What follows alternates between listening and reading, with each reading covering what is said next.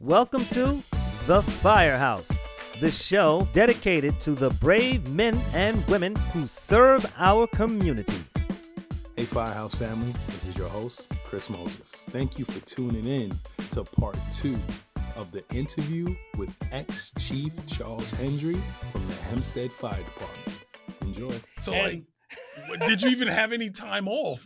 Well, you know what it was? I was getting mad. I was missing all the fires because I was gonna say that. them. You're dispatching them, so you're missing them because you're at work. Yeah, and then it'd be like you dispatch it, then you go. If you're off and you catch one, then it's like, hey, Chris, I got to leave because I got to go work at 11 to 7 tonight. So, say, hey, Chief, I got to go. I'm going to work.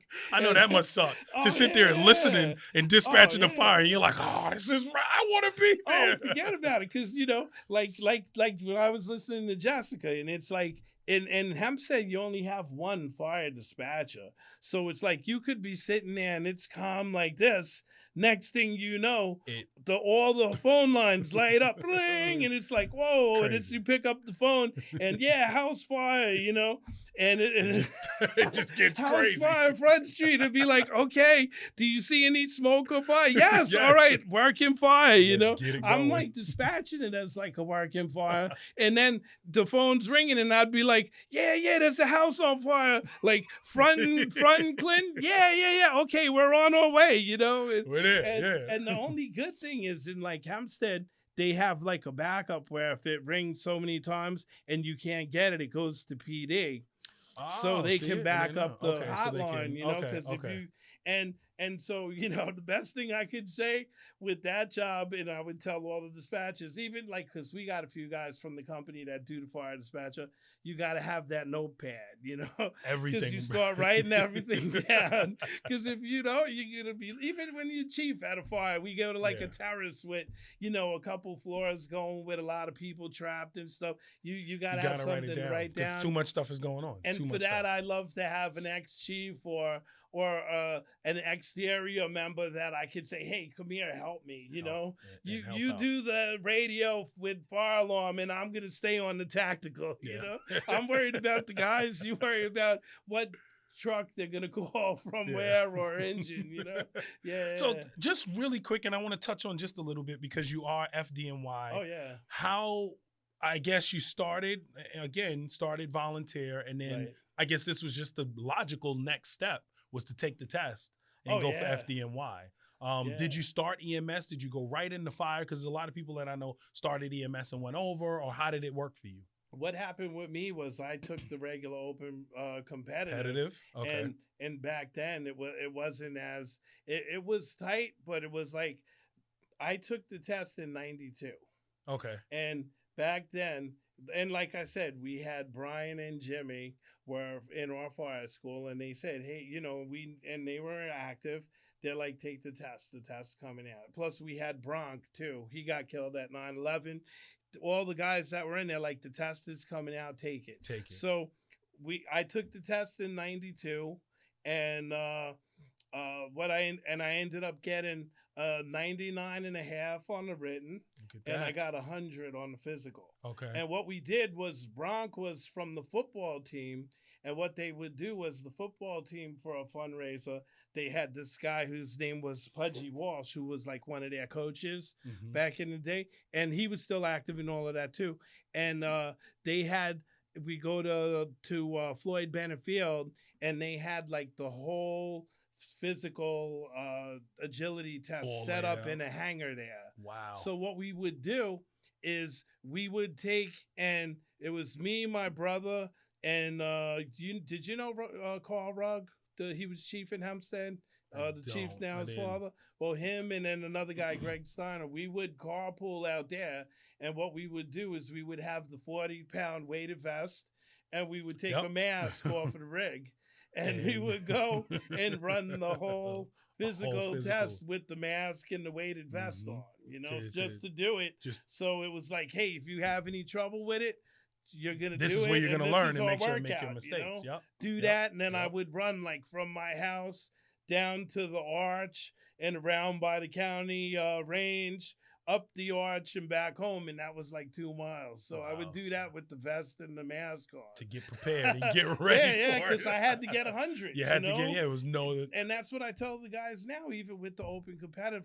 Now it's so much harder because they give the survivors, whoever had a line of duty, that they get 10 points. The soldiers get 5 or 10 points. Yep. So it's very competitive. So you got to like score high. Cameron was saying, you got to get a 98. I say you got to get 100. Got to get 100. You got to, and on the physical, you got to get 100. Got to get it. You got to, if you want the job, you got to prep. And we used to tell everybody, if you can go on EMS, take the promotional. But that's even what a lot of people that I know. Even and that's becoming very, because everybody knows that's another way to go. Mm-hmm. And like I told the guys, that's the best way to go, because if you go to an engine, like I went to an engine at a probie school, you're going to be doing the EMS runs. So at least if you go to EMS and you put some time in there, you learn how to be a good EMT. And plus the other thing there too, that's going to help you with your family, your relatives. Very true. That was a big thing with my dad back in the day. He was in the rescue squad, and it was like anytime somebody got hurt in the neighborhood, they were coming and knocking on our door, and Dad was going with his little, medical bag, his little red bag. So yeah. I definitely learned. All right, so I got another question for you. Yeah, go for it. What is a common myth right now that you want to debunk for the listeners? Because there's always, I don't know if you've heard, some people said we don't get cats in trees. I don't know if you heard Darnell Perry's show. I got a good one for you. Go ahead, tell me. I did the rotation in the fire department, because when I was in, they do a rotation. They do a rotation now. So I went to 222, which is in Bed-Stuy and Bushwick. And then from there, I went to Red Hook, to Ladder 131. We get a call for an iguana in the tree. We go to the Red Hook houses, and sure enough, there's an iguana in the tree. He jumped out the window of the projects and into the tree. And they called FD to come get him. So we set up the tower ladder, and we had the old Mac. Who went up there to go get the iguana? And well, what we do is, like, how Cam was saying, everybody has their position. Yeah. It was like the outside vent and the roof guys were the bucket guys. If we were using the bucket, so they go up. So I had the can, because I was new, so I was with the officer, and so those guys got to go up, and they had to try and get this thing out of the tree. I'd have been like, how do you even grab an iguana? I don't even know what to do. Does it bite me? Like, what the? Well, they had the gloves on, so they were able to grab it and get it, and we had another one there. We had we had a cat that was under the BQE. By the exit, and I went up in the bucket with one of the guys, and it was trying to get away, and so we had the wooden hook with the 6-foot hook with the little the boat hook. So we had the boat hook, and we're trying to gingerly get it up against the brick wall and pin it so we can't get anywhere. And then one of the guys has his coat on and the gloves. He grabs the thing by the neck, and he's holding it outside the bucket. And you see the two hands go up, and you see cha-ching, the claws come out, and it's and I was like, yo, just keep him outside of the bucket, and he's out there, and it's when we get down, just drop him, and hopefully I can imagine what those sound like. You know what? Oh, yeah. Matter of fact, you're a dispatcher. Give it to me. Tell me what it would sound like if they toned out for iguana. What would it say? Tell me. Give me an example. What would it sound like? It was just, with that, for a run like that, they'll just send us a ticket. It won't even go over. Oh, it won't even go over. Okay. I was about to say, would that go over the radio? Iguana in a tree. But you know what the funny thing is? You'll be sitting there in the firehouse, and you get the ticket, and you'll be like, wait, this isn't serious. He's drunk. You'll be like, Chris, iguana in the tree. And it's are you guys seeing this? See this, And sure enough, we go there, and there's this green iguana in the tree. In the tree, sitting all there. Right. All right, so let's keep going here. Yeah. I got a couple more questions for you. Yeah, but man. You know what? We're going to take not even a pause, but we're going to take a bit of a pause, and we're going to play a game, which I'm pretty sure you saw, which is called the flashover, right? Yeah. So talk to us, Charlie. What is a flashover? The flashover is everything has an ignition point or temperature. Right. And when everything in the room reaches that ignition temperature, it just goes to fire. lights up on you. Yeah. Really quick, just like that. And, we never really went into a lot with people about a flashover, but just tell them a little bit about how dangerous a flashover is. Well, they tell us for like with the firefighters, if you have all of your gear on, your hood, no exposed skin, and, you're breathing air on, if you're like 4 feet inside the room, you'll probably be able to crawl out, but you're probably going to end up going to the burn center. But if this is fully encapsulated, yes, and we're fully encapsulated. If there was a person in the room, forget about it. They're done. Yeah. And if you're more than 4 feet in the room, you're pretty much done too. So that's how serious a flashover is. Yeah. But okay, so the whole point of this game, flashover, is really quick. All right, and we're gonna do TV shows. I'm pretty sure you saw which TV shows because everybody been watching the show. I'm gonna start switching up the TV shows, but I like to know these TV shows because these are like the staples, right? All right, so flashover, really quick. I'm gonna say 2 TV shows. You got to tell me which one you like better. All right, Charlie, you ready for the flashover? Go for it. All right, here we go. Chicago Fire, Rescue Me. I'm gonna say Rescue Me because FDNY. There we go. Rescue Me, Third Watch. That's a hard one. It's a hard one. Rescue Me, Third Watch. I'll say Third Watch. Third Watch. PD in there too. Backdraft, Ladder 49. I like the Ladder 49. You like Ladder 49? Yeah. All right, most important question. Engine or truck? Come on, you could answer that for me. Truck. Truck all day. There we go. Boom, boom, boom, boom. I'll take that. But let me ask you a question because you've done both. You've done both. Why, and I don't want to say why truck, but just which one, I guess, do you gravitate more? Which one do you like more and why? I know it's truck, but why versus the engine? Well, with the engine, you're like, everybody's all together on the line with the officer. Yeah. Where with the truck, you're on your own. You got to be able to think and make decisions, and some of those decisions without can asking be anybody. Life-threatening. That's right. Yeah. So it's like you got to make that decision. And I know, like we do in Hempstead, because we roll driver only. We cross train so everybody gets the truck and the engine. Because if you roll up there, I could think that I'm going to be the can and the truck going in, and the engine sitting there, and they don't have nobody on the nozzle, and I'm the nozzle man. You're the nozzle man. Yeah. And that's happened over the years too, where we've gotten our share of nozzle jobs too, just because from working in the village, and it used to be a home run when my dad, he worked in the back of the firehouse. He would run around the front. And if I was working in the firehouse, or if I could catch him before he left, I'd be riding on the truck, or I would just meet him at the scene, You just go there. And Okay. But it's like where I thought that worked out good for me too was being in the squad at work, because we do both. Because you do both now in the squad. And so it's like we can be an engine or we can be a truck when we go on our squad boxes, because we'll usually do searches, looking for fire and that.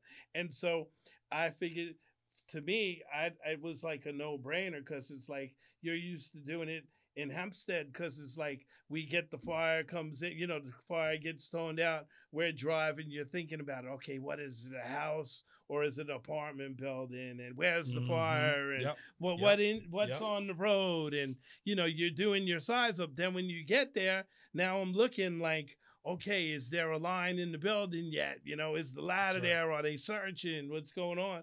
And you be able to make a decision on the fly. Hey, what am I going to do? Yeah. And so, it works. I think it's good. It's good. It keeps you busy. It does definitely keep you busy. But I like that. Now, we talked about that before, about squad. And I guess the question is also, how do you pick when you're at work, you're assigned for that day, and you're assigned to truck that day, or you're assigned to engine that day? Is that how that works? Oh no, with us, it's if it's the squad, it's like almost like with Cameron, they're in the rescue, they have their position. And with the squad, we have a truck position and we have an engine position. So it's like, for the truck, it would be can. For the engine, it's the nozzle. Yep. Then for the truck, it's like can, nozzle, then it's irons back up. Then what we do is it's we call it out a hook, but it would be outside vent, and that's the control. And then we have roof, and then we have door. Okay. It used to be roof control, but we switched it up because if we get a detail, they get the roof. And if they're not familiar with the whole engine end or connecting up to the rig and that, we'd rather have them get the door than the control because we use our own guy. Which makes sense. Yeah. Which makes sense. All right, so let's keep going here. I got a question for you. You know, what is one piece of advice that you be able to give to someone that is either just starting, that's listening to this, or they want to kind of get into it? Oh, okay, if they want to get into it, the best thing to do is like figure out what department you're gonna join, and that's easy. You can go online. They have that that is there a fire in you if you're not sure what fire district you're in. For us, like in Hempstead, what I would say is go to a fire. Well, pretty much anywhere. Go to the firehouse near your house. Yep. And meet the guys and talk to the guys, see how it is, And what we have in Hempstead is we have 6 firehouses. So what I tell a new guy when they come in, because usually when they come in, I give them their badge and their ID card, and I do all of their training. Okay. If they come in, usually they either join a company right off the bat or they join member at large. Okay. So what I do is if they're member at large, I tell them, listen, I'm like... So just explain what member at large is. Just for the listeners that don't know. What is member at large? Member at large is you can join and you're just a member at large. You don't have a company. So you belong to the fire department. But the only thing is you don't really have a firehouse, So where do you respond? How does that work when you're a member at large? They just go to the scene. And we go to an officer or the chief. And say, they'll put them to work. And then they'll, at the end, they get to go home. We go back to the firehouse and we got to wash all the masks and hooks and allergens and, get everything back in order. Okay. They can go home. They can get to go home because they don't have. Yeah. But to me, in order to get the full experience, and I even tell our members at large, I'm like, you got to join a company. Because you join a company, it's like a family. And, like in Hempstead, we got 207 members. Yeah. So if you get lost in the mix, if you're not in a company, because there's a lot of guys out there, so it's like, at least if you go to the company, it should be on the officers to, hey, Chris, you're not making your percentage. You got to step it up, come around because we don't want to lose you. We don't want you to go on probation. We don't want them to drop you or whatever. Yeah. And so, it's like, you got guys looking out for you as opposed to if you're just a member at large, you're just floating around. Yeah, you're just in nobody. If they catch you, they catch you. If not, you're under the radar. You want to commit yourself to a company at one moment. Commit yourself. But I guess you want to see, you could maybe start out and learn. I think Roosevelt does that where you go to every single company, you learn, and then you pick a company that you want to go to. Which is a good idea. Which is great. Yeah. So you get to see everything and then pick. Instead of just committing to one, you could kind of look and say, you know what? I want to do that. So that's a definite great way to do it. So I got another question for you, Charlie. I mean, we're having a good time. As you know, this is we're probably in part 2 now of this interview. No problem. Because this is Charlie, and I knew this was going to go over, but it's all right. It's all right. Man. I know the listeners are going to love this. So I got a question for you. Firefighters, they work close in quarters, and it's under a lot of high stress, right? So how do you still maintain the camaraderie, right? Because I can know, a bunch of people in the firehouse, different personalities. How are you able to still maintain that camaraderie and still be together under all of that high stress? You have to do other stuff too. Like, I think the big thing is, if we're doing when we have the meeting, after the meeting, we have a meal, we eat dinner together. And just to cut you off, everyone heard what he said, the meeting after the meeting. Yeah. So my guys that just started, that's where you learn. That is where you start to build those friendships and start trusting people. People would always tell me when I started I can't go on a fire with you if I can't have a beer with you. And that's where that happens. Those meetings after the meetings. Don't just boogie out of here after the meeting. This is where you do it. But go ahead. I'll let you finish. That's true, because you know what'll happen. Usually the junior guy gets stuck cleaning up. Yep. And so he wants to dip because it's like, I don't want to have to do that. I got to get out of here. Or, whatever. They got it. Whatever the excuse is. Yep. But the way you're going to learn is by talking to the other members, Yep. and it's good because everybody has a story to tell. You can That's learn right. something from everybody. Like what I tell the guys too, and I'm going to switch it up a little, but like when we have guys going to get their, we call it their card when they want to drive the truck. Okay. Right. I tell them you should go to all of the guys that drive. Because even though, it might be you go to this guy and this guy because he drives it all the time, but you got to go to this other guy that doesn't really drive it because everybody's going to give you their take on it. And you want to get, the way I look at it is you want to take a little bit from everybody and make up your thing. Yeah. And this guy that you think, oh, he's not around, whatever, blah, blah, blah. Yeah, but you don't really know him. And he might have been super active back in the day. And he might, you start talking to him and you could learn a lot, Yeah, you could learn. Especially Definitely the learn a old lot. members, Yep. They, a lot of times these newer members, they just blow them off. And, whatever reason, you see him, maybe you think, oh, he's grumpy. He don't look like he's going to be friendly. He's going to talk to me. But usually the way it is anybody in the firehouse is going to help you. That's if right. you ask somebody a question, some guys aren't always going to be to come up to you up front and give you the info. But if they see you come up to them and say, right. hey, can That's you right. help me So with true. this? So true. Hey, they will. Like, I'll give you a good example. Like when we at work, because we have a lot of tools with the squad. We do the engine, the truck. We have all the rescue tools and stuff. And what we'll do is, like, just like Cam was saying, the compartment of the day. Yep. And we'll get a new guy, and a lot of times what'll happen is, say after roll call, I'm writing the roll call, and I might see the new guy looking at something on the rig, or he might say, hey, Lou, and ask me a question, and I start talking to him. Next thing I know, Chris comes up and Cam comes up and Ray comes up. And it went from just me and this guy talking to the company drill. You know what I mean? That's right. And it's like everybody's giving you a little bit, because the whole thing is everybody wants to see you succeed. That's right. And that's what people don't like. Everybody wants to see that. I was always taught that if the guys don't talk to you and don't say nothing, that's when you need to start worrying, right? Yeah. That's when you start worrying. You want to make sure. So if they're, busting your, I don't want to say it, but if they're doing that, be happy, because that means they care and they want you to learn. They want you to learn. So I love that. Listen, before we get out of here, Charlie, is there anything else that I'm forgetting? Anything else that you want to bring up? Shout out some Instagrams or some Facebook handles of different. What's yours so people can reach out to you? Mine is like Chief Hendry, but it's like Chief_Hendry. Okay. I have that, and then that's my Instagram, and then my Facebook is just Charles Hendry. Okay. But if you go on there, you'll see the picture and know it's mine. And you'll know it's him. You'll know it's him. Listen, thank you so much for coming down. Yeah. I told you, man, this was this became a part 2. So now we're probably wrapping up the part 2 part of this. But I hope you guys enjoyed it. Again, thank you. Is there anything else you just want to mention really quick? Or you know what? Right. Sum up the fire service in maybe one sentence. How it's changed you. I would, in one set, I would say I wouldn't be where I am today if it wasn't for the joining the fire department. Okay.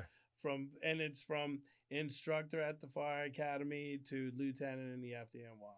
You wouldn't be able to be where. Yep. So that's what the volunteer services do. So people, if you're thinking about it, if you're in there now, stick with it and go with it. It will literally shape your life. Yeah. Because Chief Charlie will tell you. Well, you know what happened? Like, when I went to the squad right after 9/11, Yeah. And in the city, a lot of the guys that were on the job, they were like, oh, all of these young kids going to the squad with only 2 years on the job. And it's like, yeah, it's 2 years in the FDNY, but I had 10 years and I was ex-captain in Hempstead. It's like, You're rocking jobs every. I was at experience. I was at Red Hook, and we used to have, because back in the day you would have like the picture album, and so I was talking to one of the guys, and they didn't believe me about the fires and stuff. So I brought my picture album in, right? So I just got a cramp. So, right. Anyway, I got my picture album sitting on the kitchen table, right? And I don't know if we went on a run or if I was cleaning up and I just threw out like a garbage bag or something, but whatever. I leave and I come back in and I got the captain from the engine and the lieutenant from the truck, and they're looking through my photo album and they're like, he wasn't lying. Yeah. It was so funny, I love it, man. I love it. Listen, man, thank you so much No again. problem. Shout out your Instagram one more time. Chief Hendry. Yeah. Chief Hendry, that's what it is. So if they just look up Chief Hendry. Yeah. All right, listen, thank you again for showing up. Listen, we just heard from Charles Chief Hendry from the Hempstead Fire Department about his life as a firefighter. I hope you guys enjoyed the conversation. Please like, share, subscribe, do all of those things. I am your host, Chris Moses, and please tune in next week for another great conversation in the Firehouse.